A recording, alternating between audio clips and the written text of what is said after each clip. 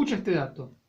Balance provisional de afectados laborales por la crisis del coronavirus. 492.600 personas perdieron su empleo en blanco, otros tantos habrán perdido su empleo en B.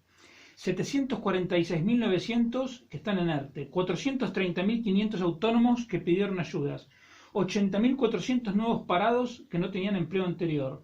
En total suman 1.750.400 personas, a los que hay que sumar los autónomos que están vendiendo a pérdida, otra gente que está, a los otros asalariados a los cuales les han bajado su salario, etcétera, etcétera, etcétera. La característica común de todos ellos es que son todos del sector privado, porque el sector público es una isla a la que la crisis no le toca, y en particular los políticos que no han tenido en este contexto ni siquiera el gesto de bajarse su salario un 1%. Empezamos. Estás escuchando Economía Hoy con Diego Barceló.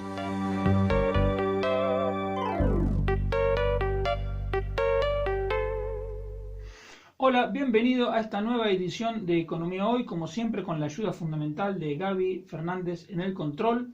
Recuerda que me puedes encontrar en redes sociales, soy @diebarceló, tanto en Twitter como en Instagram. En YouTube me encuentras por el canal Barceló y Asociados, y nos encuentras también en Facebook en la página de Radio Intereconomía Asturias. Las tres noticias más importantes de la semana en el terreno económico, yo te resumiré las siguientes. La primera es que, ha salido una nueva previsión económica de un organismo internacional, en este caso la OCDE, que ratifica que España, la economía española, va a obtener los peores resultados, en este caso de los países desarrollados, y añade algo que también ya venimos diciendo, pero que el gobierno niega, que es que la recuperación del año que viene va a ser gradual e incompleta. Palabras textuales de la OCDE, recuperación gradual e incompleta. E incluso anticipa para el año que viene un crecimiento del PIB español del 5%, que es la mitad de lo que dice el gobierno. El Banco Central Europeo sacó un informe también en el cual se dice que España es el país que tiene la mayor proporción de empresas en riesgo de quiebra, y también advierte de que 1 de cada 4 empresas españolas tiene problemas de liquidez que se pueden transformar en problemas de solvencia. La segunda noticia relevante es que salieron los datos de afiliación a la Seguridad Social y paro registrado de noviembre. En la superficie son datos mejores de lo esperado, pero, como te voy a explicar después, eso es así porque están en juego dos dopajes que tienen esa estadística. La realidad es que los datos son preocupantes y continúan una tónica mala para el mercado laboral, en la que todavía no se ve la luz al final del túnel.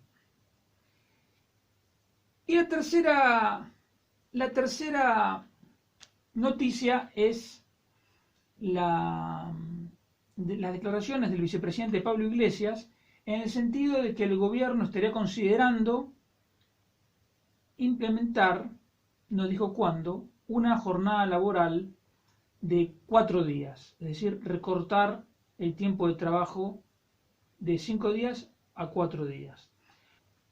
Hay una idea que es la siguiente: si hay gente parada y al mismo tiempo hay gente trabajando, lo que tendríamos que hacer es que los que trabajen un poco menos, para que esas horas las trabajen los que estén parados. Es decir, si todos los que trabajan un poco menos, dejan horas libres para que trabajen los que están en el paro. Eso intuitivamente puede sonar bien, pero desde un punto de vista técnico no tiene el menor sentido. Porque el supuesto implícito es que una hora hombre de trabajo es igual a la hora hombre de trabajo de cualquier otro. Pero en la realidad tú tienes, por un lado, un neurocirujano, por otro lado, un anestesista, por otro lado, un radiólogo, por otro lado, un abogado y así sucesivamente. Y el abogado no puede trabajar de neurocirujano, ni el radiólogo puede trabajar de abogado, ni la enfermera puede trabajar de conductor de camiones. Entonces, no hay esa equivalencia en horas hombres, únicamente, por supuesto, para los empleos elementales, es decir, limpieza, vigilancia y poco más. Esta idea llegó a su clímax, digamos, no está muerta la idea porque la seguimos discutiendo en España, aunque sea una idea completamente equivocada, pero digamos, uno de sus clímax fue en el año 1993, cuando un norteamericano, Jeremy Rifkin, supuestamente experto en cuestiones laborales, publicó un libro que se llamaba El fin del trabajo. ¿Y qué decía ese libro? Decía que era inevitable enfrentarnos a un futuro de alto desempleo y permanentemente alto desempleo. Entonces lo que sugería Rifkin era repartir las horas de trabajo, es decir, esta misma idea. Pero ¿qué pasó desde 1993 hasta los meses anteriores a la pandemia? Pasó que en Estados Unidos se crearon 43 millones de puestos de trabajo. Es decir, mientras un experto, entre comillas, nos decía, ojo que va a venir una situación de desempleo alto y permanente, bueno, en Estados Unidos se crearon 43 millones de puestos de trabajo. Y no solo eso, sino que antes de la pandemia, Estados Unidos estaba en pleno empleo, es decir, una tasa de paro inferior al 4%. Lo que nos demuestra que esa idea de la necesidad de repartir las horas para que haya pleno empleo era un disparate. Porque además supone pensar que la cantidad de trabajo que hay para hacer es fija. Pero la realidad, como me enseñó mi profesor Alberto Venegas Lynch, es que las necesidades son infinitas. Entonces a mí ese concepto me sorprendió. Digo, ¿cómo van a ser infinitas las necesidades si uno come, uno se viste, uno tiene un coche, una casa, pero luego, ¿qué más? Y Venegas Lynch insistía, las necesidades son infinitas. Y claro, con el tiempo lo entendí y tenía razón. Porque hoy no se concibe vivir sin un teléfono móvil, cuando en el 93 ni siquiera existía. En el 93 tampoco había tablets y ahora todo el mundo o mucha gente tiene tablet. Y así podemos ir con un montón de cosas más que antes ni siquiera existían. Por ejemplo, aplicaciones para redes sociales. Por ejemplo, juegos para los cuales hay que pagar para... juegos, me refiero a... que se juegan en el móvil, para los cuales hay que pagar para tener determinadas ventajas o determinados accesos a niveles o lo que sea. Eso ni siquiera existía. Entonces, las cosas que necesitamos tienden al infinito porque siempre queremos más, y aunque más no sea, porque hoy comimos y mañana tenemos que comer de nuevo, entonces la cantidad de pan que se necesita siempre se necesita más pan. Pero además, ese es desde el punto de vista del mundo desarrollado. Pero si tú miras África, en África ¿es que está todo el trabajo hecho? No, en África falta todo. Faltan escuelas, faltan hospitales, faltan carreteras, falta todo, faltan viviendas, faltan inyecciones, medicamentos, alimentos, falta todo. Y todo eso es que queda muchísimo trabajo por hacer. La pregunta es por qué no se realiza ese trabajo. Y no se realiza ese trabajo porque no se crean las condiciones para que vayan empresarios a invertir. Y entonces, como no hay inversión, no hay creación de puestos de trabajo. Y entonces, como no hay creación de puestos de trabajo, no se hace todo el trabajo que hay para hacer. Pero trabajo para hacer hay un montón. Hay para que trabaje todo el mundo y para que estemos todos en pleno empleo. Pero, como los gobiernos no solo no crean las condiciones, sino que incluso, a pesar de no crear las condiciones, las complican todavía más, inventando derechos y leyes laborales que son de imposible práctica. Por ejemplo, en Venezuela está prohibido despedir al personal. Entonces, ¿quién va a contratar a alguien si no lo puede echar? Es peor que casarse. Si tú te casas, si quieres, te divorcias, pero ¿cómo vas a contratar a alguien y lo vas a poder echar? Bueno, en definitiva, es evidente que en Venezuela ese es uno de los motivos por los cuales va para atrás. Ahora, volviendo a la idea esta de la jornada laboral de 4 días, que Íñigo Errejón, ex asesor de la dictadura venezolana, propuso en una enmienda al proyecto de presupuesto este tema, pero el Congreso lo rechazó. Más allá de que por un lado sería una intervención masiva en contratos privados, porque ¿quién es el gobierno para prohibirme a mí trabajar 5 o 6 días si quiero trabajar la semana?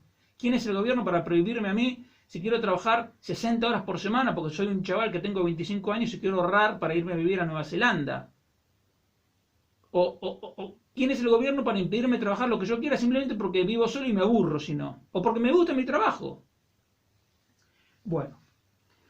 ¿Y quién es el gobierno para meter en la cabeza de la gente la idea de que el trabajo de uno se lo está quitando a otro? Es la misma idea equivocada que tienen con respecto a la riqueza. Creen que el que es pobre porque el rico se lo quitó.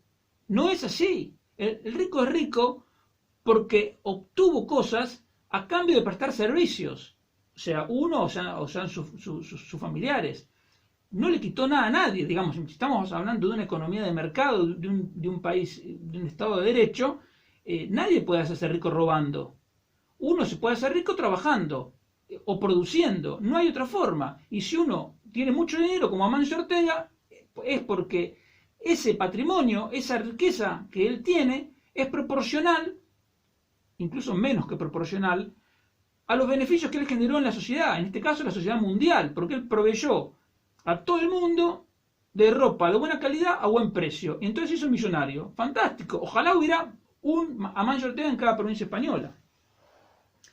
Entonces, ni el pobre es pobre por culpa del rico, ni el parado está parado por culpa del que trabaja. Esas son ideas socialistas completamente erróneas.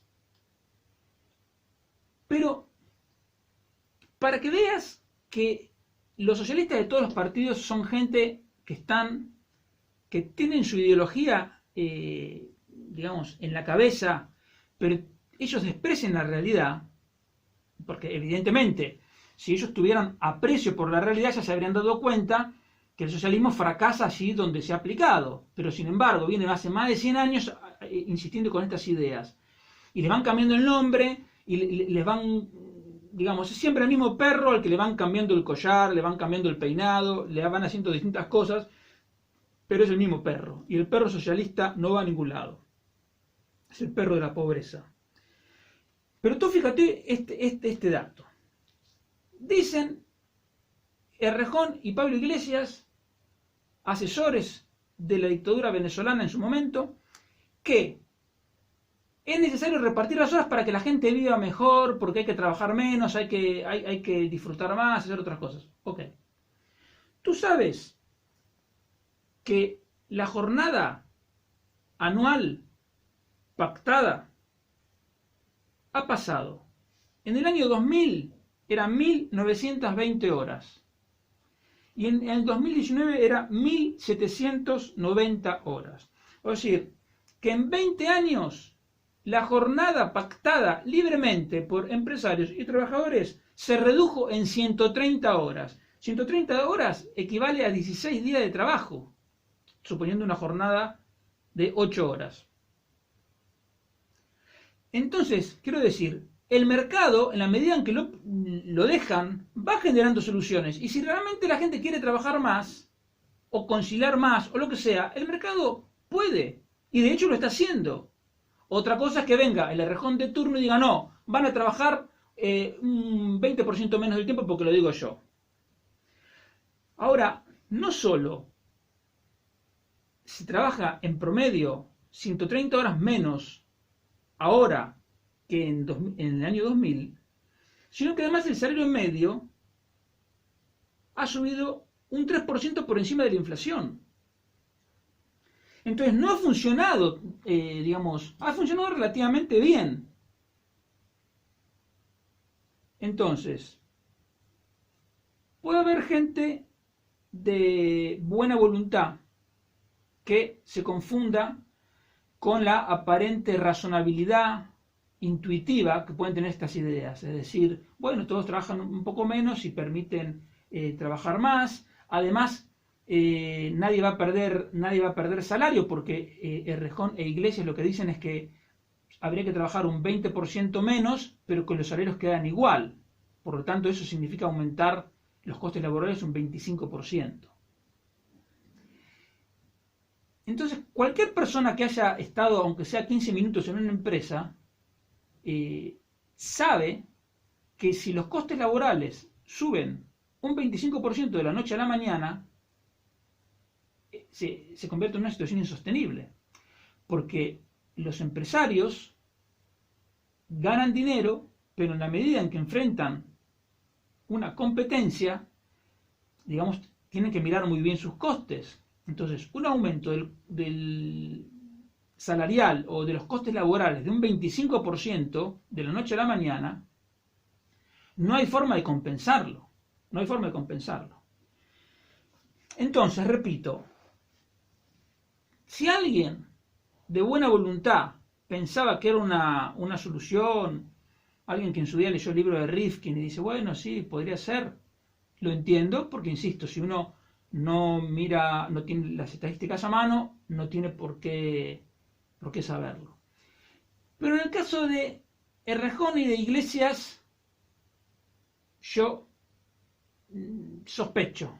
¿Y por qué? Porque, como digo, son dos admiradores de lo que ocurre en Venezuela. Son dos personas que dicen abiertamente que quieren cambiar el sistema de libertades y el Estado de Derecho en el que vivimos para reemplazarlo por algo más parecido a lo que hay en Venezuela o lo que hay en Cuba. Por lo tanto, a mí no me resultaría descabellada la hipótesis de que Errejón e Iglesias proponen esto precisamente para ayudar a dinamitar el sistema desde dentro. Entonces, parece una locura. Claro, en realidad, la locura es haber puesto de vicepresidente a una persona antisistema. Antisistema, una vez más, es porque a él no le gusta, a Pablo Iglesias no le gusta el sistema en el que vivimos, no le gusta la monarquía, no le gusta no le gusta nuestra constitución, él la considera un candado que es fruto de una trampa, de un pacto, etc. Y él lo quiere desmontar, y lo dice abiertamente, y por si quedara alguna duda, pacta y le da un rol central a la gente de Bildu, que dicen que van a Madrid específicamente a demoler el sistema. Entonces, si gente, o sea, dime con quién andas y te diré quién eres. Si tú estás con gente que quiere ir a Madrid a demoler el sistema y propones una jornada laboral de 4 días en lugar de 5, es decir, para incrementar los costes laborales súbitamente un 25%, y yo tengo que pensar que en realidad lo que estás queriendo es no aumentar las posibilidades de conciliación, no aumentar las posibilidades de trabajo de nadie, sino simplemente una idea más para dinamitar el sistema desde dentro. Y esta irresponsabilidad, esta temeridad es culpa de Pedro Sánchez. Me voy a referir ahora al tema de los datos de afiliación a la Seguridad Social de noviembre, que, como te decía antes, fueron algo mejores de lo esperado. ¿Por qué? Porque, en primer lugar, hay otra vez un poco más de 19 millones de afiliados, y eso no pasaba desde marzo. Aunque es un 1,8% menos de la cantidad de afiliados que había hace un año, es decir, que se perdieron unos 355.000 empleos, el ritmo de destrucción de puestos de trabajo se va atenuando. En mayo el empleo caía a un ritmo de 4,6 y ahora, como te digo, cae a un ritmo de 1,8. Entonces, bueno, eso se está moderando. Incluso, después de 13 meses seguidos de destruir empleo, el sector agropecuario mostró un leve incremento de la ocupación. Entonces eso también es bueno. Ahora, ahí se acaban las buenas noticias. Y entonces vamos a empezar a rascar un poco en estos números a ver qué es lo que nos dicen. En primer lugar, desde hace ya 8 meses, el número de parados sube a un ritmo de más del 20% interanual. En noviembre había un 20,4% más de parados que en noviembre del 19. Y no había una serie digamos, de incremento tan grande del paro desde los tiempos de ZP en 2010. O sea que ni en el peor momento de Rajoy de 2012-2013 subió tanto el paro como ahora. Por segundo mes consecutivo hay más de 3,8 millones de parados. Pero hay algunos segmentos del mercado de trabajo que le están pasando mucho peor. Los menores de 25 años, entre los menores de 25 años, el paro ha crecido 35% interanual, o sea, más del 35% interanual en los últimos 7 meses. Ya van 7 meses seguidos en que tú miras cuántos parados hay menores de 25 años y hay al menos un 35% más. Menos mal que los socialistas de todos los partidos siempre dicen que tienen a los jóvenes entre sus prioridades. Y a los inmigrantes lo mismo les pasa. En noviembre había un 38%, casi 40% más de parados inmigrantes que hace un año. Hace 14 meses que viene subiendo el paro entre inmigrantes. La cantidad de gente que está en ERTE subió en 148.000 en un mes. Desde octubre a noviembre hay 148.000 personas más en ERTE. Ahora hay casi 750.000. Quiere decir que uno de cada 20 asalariados está en ERTE. Pero en algunos sectores, como el transporte, es más, porque es el 6%. Y en la hostelería, ni te cuento, uno de cada 3 asalariados de la hostelería está en ERTE. Entonces, no nos olvidemos que los ERTES, los que están en ERTE, en las estadísticas cuentan como ocupados. Por lo tanto, ese es uno de los dopajes de lo que te hablaba. Pero además hay otro gran dopaje, que es el empleo público. Porque en los últimos 12 meses, las administraciones públicas contrataron a 140.000 personas. Mientras el sector privado ha perdido cientos de miles de empleos, los políticos que están en una isla aparte, totalmente despreocupados por lo que le pasa al resto de la sociedad, siguen contratando y han contratado en los últimos 12 meses 140.000 personas. Mientras, como te digo, el sector privado perdió 500.000. Entonces, estos dos dopajes, el del ERTE y el del empleo público, hacen que el aspecto del mercado laboral sea mucho mejor de lo que realmente es. Porque si hoy el sector público tuviera la misma cantidad de asalariados que tenía hace un año, y si además no contamos a la gente que está en ERTE como si estuviera ocupada, hoy, en lugar de 19 millones y pico de afiliados, habría 18.100.000, es decir, casi 900.000 menos. Entonces, esa caída que te muestran los datos oficiales de 1,8% en realidad sería 6,4%, y este 6,4% es mucho más próximo a la realidad de lo que se siente en la calle. Entonces, como te digo, estos datos muestran una disociación total entre la gente normal y los políticos. Como digo una y otra vez, los políticos no han tenido el gesto siquiera de reducirse su salario un 1%, al mismo tiempo que el salario del sector privado está teniendo la mayor caída en más de un siglo, un 11%. Y que además el paro se ha disparado, como ya dije. Pero además, los políticos contratando personal público permanentemente, personal que pagamos nosotros con nuestros impuestos, está creando grupos de privilegiados. Y además están demostrando una despreocupación total por la mala situación del sector privado. Para completar el cuadro, el número de empresas sigue cayendo, por lo cual es cada vez más difícil mantener los puestos de trabajo.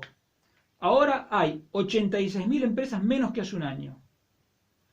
Pero mira otra paradoja que consiguen los socialistas de todos los partidos con sus políticas. Siempre hablan a favor de las pequeñas empresas y critican a las grandes empresas. Pues bueno, lo que han conseguido es siempre lo opuesto de lo que dicen. Porque las empresas más pequeñas, las que tienen un solo trabajador, han caído un 10%. Y las empresas de más de 500 trabajadores han crecido un 2,5%. Las únicas empresas que crecen son las de más de 500 trabajadores. Todas las demás caen y las más pequeñas son las que caen más. Exactamente lo opuesto de todo el pescado podrido que venden Sánchez Iglesias con sus discursos baratos. La verdad es que la situación del mercado laboral sigue siendo delicadísima.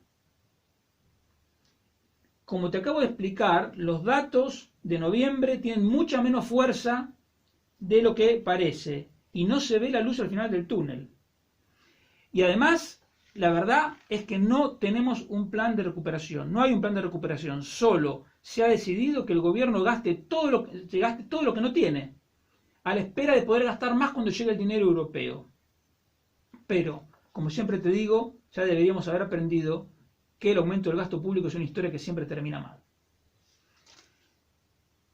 Para terminar, me quiero referir al gobierno del Principado de Asturias, que tiene un presidente, Adrián Barbón, que llegó a jactarse de que Asturias lo estás haciendo bien, llegó a sugerir que los malos datos y que el problema del coronavirus en Asturias tenía que ver con la llegada de gente de Madrid, pero que ahora sabemos que todos esos buenos datos que hubo en verano se debieron exclusivamente a la suerte. Asturias es en este momento la única comunidad, junto con el País Vasco y la provincia de Burgos, que mantienen cerrados los bares, los restaurantes y las terrazas. Preguntado al respecto, un portavoz del gobierno dice que seríamos irresponsables si los dejáramos abrir. Yo pregunto, ¿es que las demás comunidades autónomas son todos unos irresponsables? ¿O los cientos, y no sé si no fueron miles, de hosteleros que se manifestaron hoy y en estos días en Asturias son unos irresponsables? ¿Es que encima el presidente Barbón tiene la cara de llamar irresponsable a la gente a la cual está arruinando y no le deja trabajar? El otro día te comentaba que el socialismo ha conseguido lo que no ha conseguido en ningún otro lugar de España, que el número de ocupados sea hoy en Asturias un 19% más bajo que hace 12 años. Es una pérdida de empleo que es el triple de la pérdida que hubo a nivel nacional. Cuando uno se pregunta por qué Asturias tiene tan malos resultados en empleo, es por este tipo de decisiones extemporáneas de gente que no ha pisado una empresa en su vida, que no sabe lo que es abrir una persiana, que no sabe lo que es levantarse temprano y que arruina a la gente con sus malas decisiones, con sus manotazos de ahogado, con su afán de sobreactuar para parecer que están haciendo algo cuando en realidad no hay ningún motivo que justifique mantener cerrados a los bares, los restaurantes y las terrazas, ni tampoco los centros culturales, ni los centros deportivos, ni nada. Porque ¿qué es? ¿Que acaso los hosteleros no están preocupados por su propia salud? ¿Es que acaso los hosteleros no están preocupados por la salud de su clientela? ¿No será que a los hosteleros en realidad les conviene que sus clientes estén sanos para que puedan seguir yendo a consumir? Yo me pregunto, ¿qué estará pensando el hostelero que votó el PSOE? Y me pregunto si lo volverían a votar. Realmente me encantaría hablar con una de esas personas para ver cuál fue su razonamiento de votar a gente probadamente inepta en la gestión de la cosa pública, pero que ahora está tocando límites insospechados. Barbón está arruinando Asturias, está acelerando el empobrecimiento de Asturias. Y ese empobrecimiento acelerado ya tiene nombres y apellidos. Son los nombres y apellidos de todos los hosteleros, de sus proveedores, de los trabajadores de los lugares de hostelería, que no pueden trabajar por un capricho del presidente Barbón. Entonces, desde aquí le digo que cambie ya, digamos que no tiene ningún sentido mantener una medida que no es necesaria, como tampoco fue necesario el cierre perimetral de Oviedo, que se saltaba la torera cualquier persona cuando quería. Y entonces una muestra más de los manotazos de ahogado y de sobreactuar para parecer que hacen algo, cuando la realidad es, y esto es una anécdota personal, cuando yo estuve en contacto con un positivo comiendo al lado y después estuve todo el día en su casa, Lo primero que hice fue, cuando me enteré que este amigo había dado positivo, llamé a la línea COVID, les expliqué todo y me encerré en mi casa. Y dije, claro, me van a llamar en 1 o 2 días para hacerme la prueba. Pues no me llamaron nunca, no me llamaron jamás.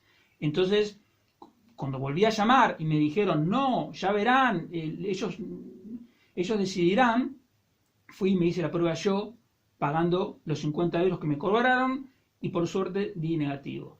Pero quiero decir, es la misma persona, el mismo gobierno, que no se encarga de llamar a la gente que estuvo en contacto con positivo, tiene la caradurez de mantener cerrados a restaurantes, bares y terrazas. Por favor, un poco de seriedad. Un poco de seriedad, que estás arruinando a la gente sin tener ningún motivo. Estás arruinando familias, estás llevando la desesperación a la gente que no quiere más que trabajar. Entonces esperemos que la semana que viene la situación haya cambiado. En cualquier caso, yo creo que la historia y la lección tiene que estar aprendida. Al PSOE no se lo puede votar nunca más. Te espero el próximo viernes a las 8 aquí en Radio Intereconomía Asturias. Diego Barceló Larrán, economista. Adiós.